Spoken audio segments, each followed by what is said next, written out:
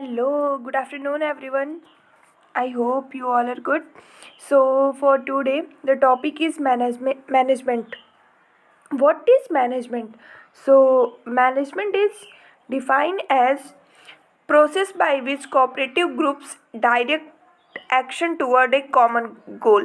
This definition is given by Joseph Massey.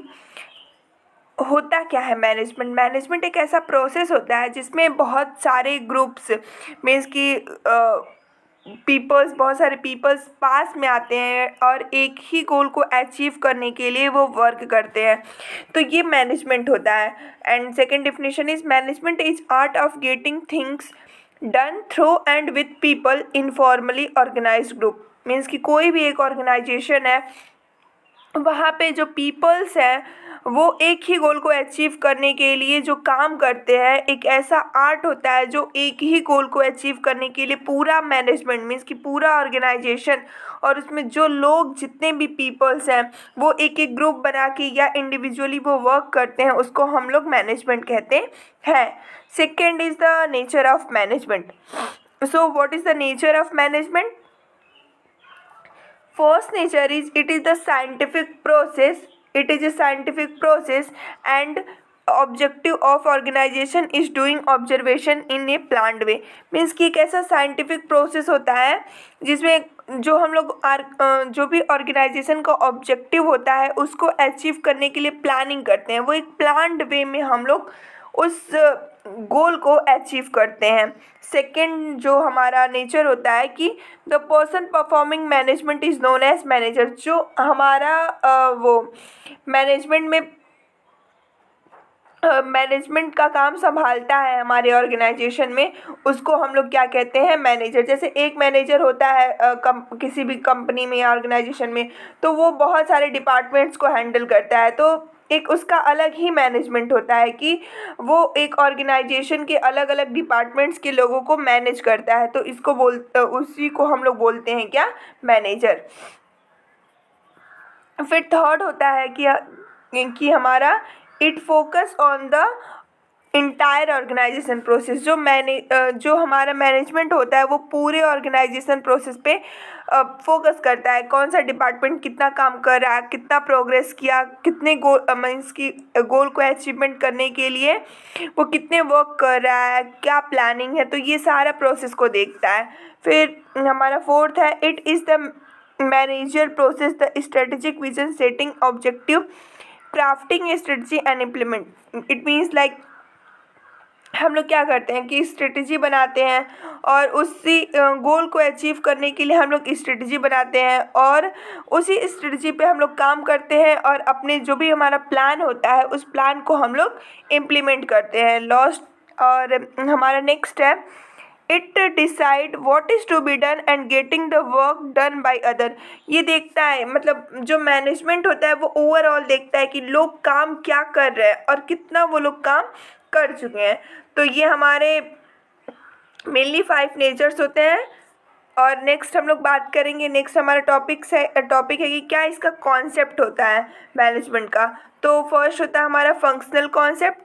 Means कि जो management होता है उसका काम होता है कि जो मैनेजर के साथ मैनेजर क्या करता है, लाइक फंक्शनल कॉन्सेप्ट की प्लानिंग करना, एग्जीक्यूट करना, कंट्रोल करना, ये सारे हमारे फंक्शनल कॉन्सेप्ट हैं. सेकेंड है leadership decision making concept. Leadership decision making concept means management is the art of science of preparing, organizing, directing human effort, control the focus and utilize the material of nature for the benefit of man. की leadership and decision making means कि हम लोग एक ऐसा art है जहाँ पे एक प्रिपरेशन होती है, ऑर्गेनाइज होती है चीज़ें, डायरेक्ट होता है और वहाँ पे ह्यूमन एफर्ट जो भी हमारा मैन पावर है उसको हम लोग यूज़ करते हैं और जो भी हमारे अवेलेबल रिसोर्स है उसका हम लोग यूज़ करते हैं. फिर नेक्स्ट आता है हमारा productive concept. Productive concept means कि सिक्योरिंग मैक्सिमम प्रॉस्पेरिटी. मीन्स कि अगर हमारा जो एफर्ट होगा वो मिनिमम होना चाहिए और हमारा जो गेन है, जो हमारा प्रॉफिट हो वो ज़्यादा होना चाहिए, हमारे एफर्ट से ज़्यादा हमारा प्रॉफिट होना चाहिए। तो वो होता है हमारा प्रोडक्टिव कॉन्सेप्ट। फिर उसके बाद आता है इंटीग्रेशन कॉन्सेप्ट। इंटीग्रेशन कॉन्सेप्ट क्या होता है, इसमें हम कोऑर्डिनेट करते हैं ह्यूमन और मटेरियल रिसोर्स को और क्यों हम कोऑर्डिनेट करते हैं, ताकि हमारा जो ऑर्गेनाइजेशन का गोल है वो हम अचीव कर सके। तो ये हमारा इंटीग्रेशन है। इंटीग्रेशन में हम कोऑर्डिनेट करते हैं ह्यूमन रिसोर्स को और मटेरियल रिसोर्स को। क्यों करते हैं, ताकि हम गोल को अचीव कर लें। फिर है human relation concept. Human relation concept क्या होता है कि मैनेजमेंट में क्या होता है कि मैनेजमेंट में वर्क होता है to the people for the people. तो ये ह्यूमन रिलेशन कॉन्सेप्ट है। लाइक मैन पावर होता है, वहाँ के लोग काम करते हैं गोल को अचीव करने के लिए, अलग अलग डिपार्टमेंट के लोग गोल को अचीव करने के लिए काम करते हैं, तो और साथ में मिल के लोग काम करते हैं। तो ये है हमारा ह्यूमन रिलेशन कॉन्सेप्ट। नेक्स्ट हम बात करेंगे, नेक्स्ट है हमारा ये last but not the least, that is the Theo Haimann concept. ये थायो-हाइमेंस कॉन्सेप्ट क्या है, इसमें आता है मैनेजमेंट जो होता है एक नाउन की तरह काम करता है, मैनेजमेंट एक डिसिप्लिन की तरह काम करता है। Without discipline we know that nothing is possible. So management is a discipline, management is a process, means कि हमेशा मैनेजमेंट एक प्रोसेस है, चलता रहता है, हमेशा चलता रहता है। Next we will talk about the characteristic of management. Management एक कॉन्टिन्यूअस प्रोसेस होता है कि जब किसी भी ऑर्गेनाइजेशन में मैनेजमेंट के बिना कुछ हो ही नहीं सकता है। तो एक कॉन्टिन्यूअस प्रोसेस होता है। It is a discipline, it is applied science, it is goal oriented, it is activating factor, it signifies authority, it is leadership. And after this we will talk about the levels of management. As we know that there are 3 levels of management. अब हम लोग बात करेंगे इन 3 level में क्या क्या चीज़ें हम लोग देख सकते हैं। तो जो हमारा टॉप लेवल होता है, सबसे पहला टॉप लेवल में कौन आता है, जो अपर मोस्ट मीन्स कि सबसे टॉप मोस्ट लेवल के लोग होते हैं। लाइक डायरेक्टर हमारे हो गए, चीफ एग्जीक्यूटिव हो गए, चेयरमैन हो गए। ये लोग करते क्या हैं, ऑर्गेनाइजेशन के गोल को सेट करते हैं कि हमारा क्या गोल होगा, क्या ऑब्जेक्टिव होगा, और उसके लिए जो भी रिसोर्स है उसको मोबिलाइज करवाते हैं। मीन्स कि एक डिपार्टमेंट से अलग डिपार्टमेंट तक, या फिर जहाँ भी रिसोर्सेज को एक जगह से दूसरी जगह पहुँचाना होता है वहाँ वो लोग करवाते हैं। इट हेल्प द प्लानिंग, वो लोग प्लानिंग करने में हेल्प करते हैं।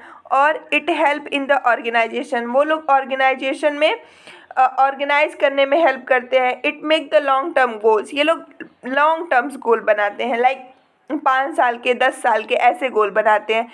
It has all authority, top level के पास क्या होता है, सारी अथॉरिटी होती है इन लोग के पास। ऑर्गेनाइजेशन का सारा डिसीजन लेने का, ऑब्जेक्टिव सेट करने का सारी अथॉरिटी इन लोग के पास होती है। फिर है it has conceptual skill and less technical skill, इन लोग के पास जो टेक्निकल स्किल होता है वो कम होता है और कॉन्सेप्चुअल स्किल ज़्यादा होता है।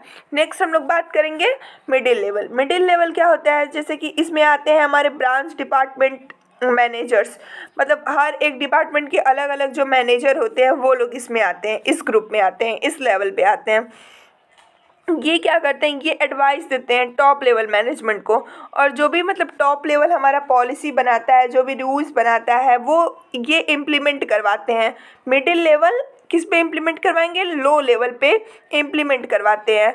और ये कोऑर्डिनेट करते हैं एक्टिविटी, हर डिपार्टमेंट की एक्टिविटीज़ को कोऑर्डिनेट करते हैं और ये कम्युनिकेट करते हैं टॉप लेवल से और लो लेवल से, ये कम्युनिकेट करते हैं। जो भी रिपोर्ट होता है लो लेवल का कि वर्कर्स क्या काम किए, सुपरवाइजरों ने क्या काम किया, क्या उनकी प्लानिंग है, तो उसकी बात चीज़ों को ये लोग टॉप लेवल तक पहुंचाते हैं। और जो टॉप लेवल का गोल्स होता है, उनका ऑब्जेक्टिव सेट किया रहता है, उसको ये लोग लो लेवल तक पहुंचाते हैं।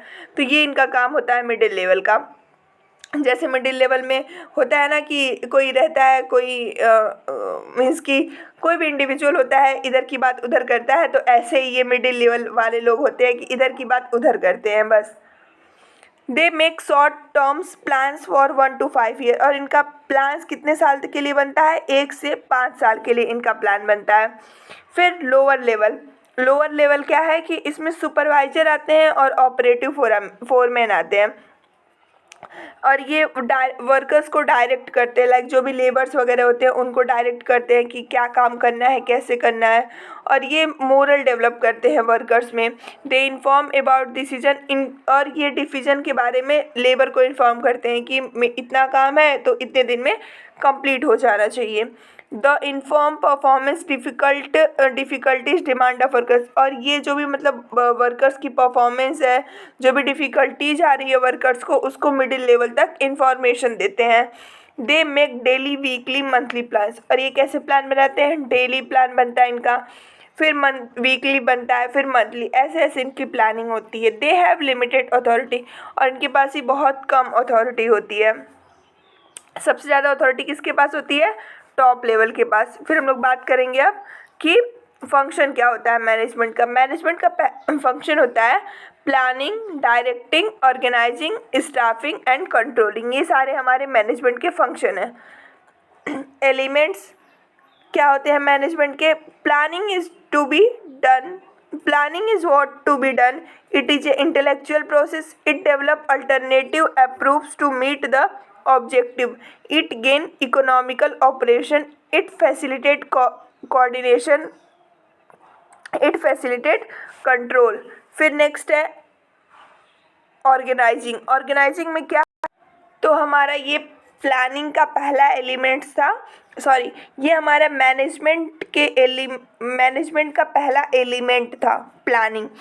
अब हम बात करेंगे दूसरा एलिमेंट है हमारा मैनेजमेंट का ऑर्गेनाइजिंग क्या होता है, electing peoples things to each other in such a way that they are all combined and interrelated into unit capable of being directed toward the organization performance। जैसे कि लोगों को कंबाइन करना और उनका जो एक्शन होता है वो डायरेक्ट होता है कि वो गोल को अचीव करे, ऐसे लोगों को ऑर्गेनाइज करना इन सच ए वे। और यहाँ पे दो तरह की हमारा डिफरेंशिएशन होता है, एक हॉरिजेंटल डिफरेंशिएशन होता है, वर्टिकल।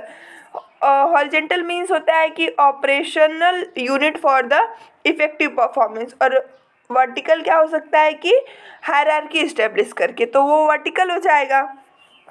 ठीक, अब हम लोग नेक्स्ट बात करेंगे स्टाफिंग, ये हमारा थर्ड एलिमेंट है मैनेजमेंट का। स्टाफिंग क्या होती है, the selection, training, motivating and retaining of personnel in the organisation.